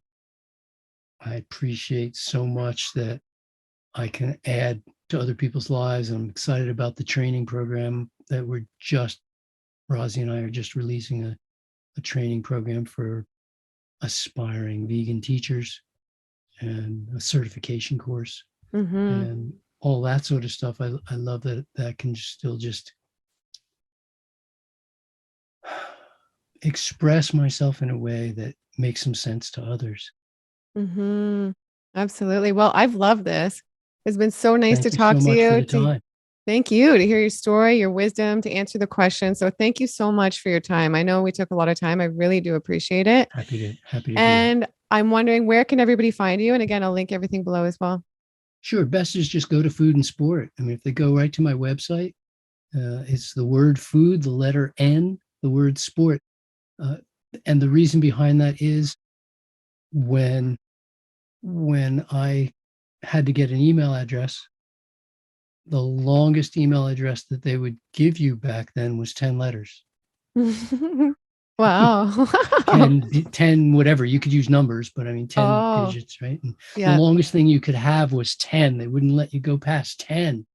So, and the first 8 or 10 things that I tried, Healthy One and Dr. Graham and all those were already taken. And out of pure frustration, I said Food and Sport, typed it in and looked, and there it goes. They go, yeah, you could have Food and Sport. So sorry, it's not food and sport, but you couldn't have 12 letters back then. No, I like how it is. I like how it's the end. It's good. I like it too. Yeah, it's I cool. like It's it too. I'm good. perfectly happy. And it turned out to be incredibly appropriate. I didn't know how appropriate at the time, but it's turned Mm-hmm. out to be incredibly appropriate. Mm-hmm. Uh, Even though, honestly, most people have no idea what Food and Sport is, they do know who Dr. Graham is. Mm-hmm. So, had I come up with some Dr. Graham name derivative um, for the website, maybe it would have been better in terms of brand recognition. I don't really care. No, it's Uh, great. well, I'm not worried It's about it. great. So I keep Yeah. promoting Food and Sport. But you can go to Food and Sport.